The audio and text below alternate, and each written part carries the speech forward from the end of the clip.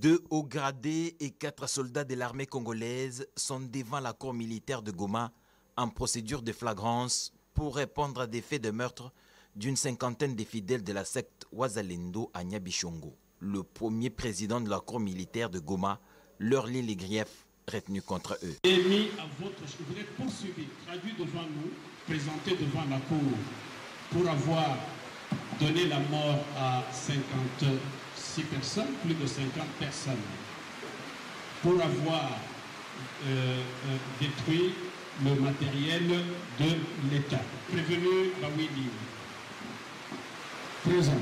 Vous êtes également poursuivi, présenté devant la cour pour avoir donné la mort à 56 personnes. Du côté de la défense, on estime la procédure irrégulière et oppose ses moyens. Le ministère public qui a déféré les 6 devant prévenus par devant votre auguste cour vous a dit que c'est une procédure en flagrance. Et lorsque vous présentez les faits mis à charge de ces prévenus, c'est-à-dire nous allons tout droit dans la sauce. Mais nous ne voulons pas aller si vite votre honneur, dans la mesure où les faits tels que présentés par l'organe de la loi, mis à charge notamment du prévenu Nikombe, sont des faits très graves. Vu la gravité des faits, une délégation gouvernementale a été dépêchée sur place et elle suit ce procès en flagrance. Dans l'entretemps, le gouverneur militaire Constant Dima a été rappelé à Kinshasa et le commandement du secteur opérationnel confié au général Jacques Ndourou.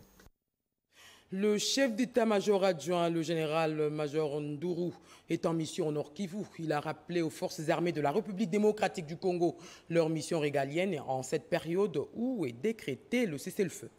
Chef d'état-major général adjoint de forces armées de la République démocratique du Congo en charge des opérations et renseignements, le général-major Ndourou Jacques Ichaligonza était en réunion avec les commandants de grandes unités.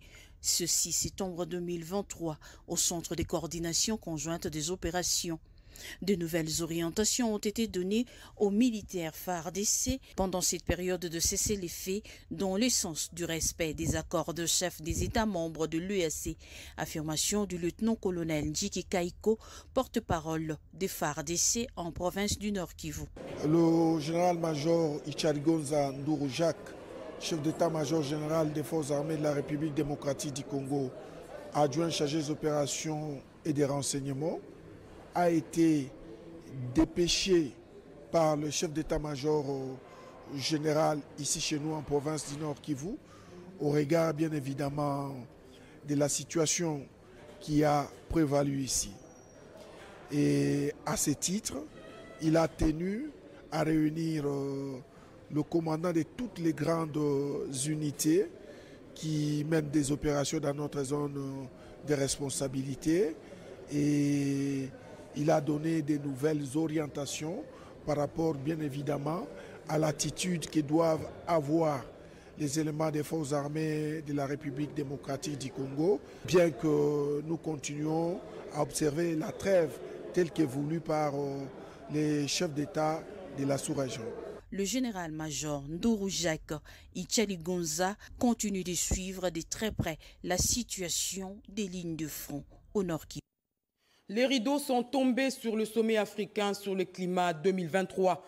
Nous sommes au Kenya. Le thème en est promouvoir la croissance verte et le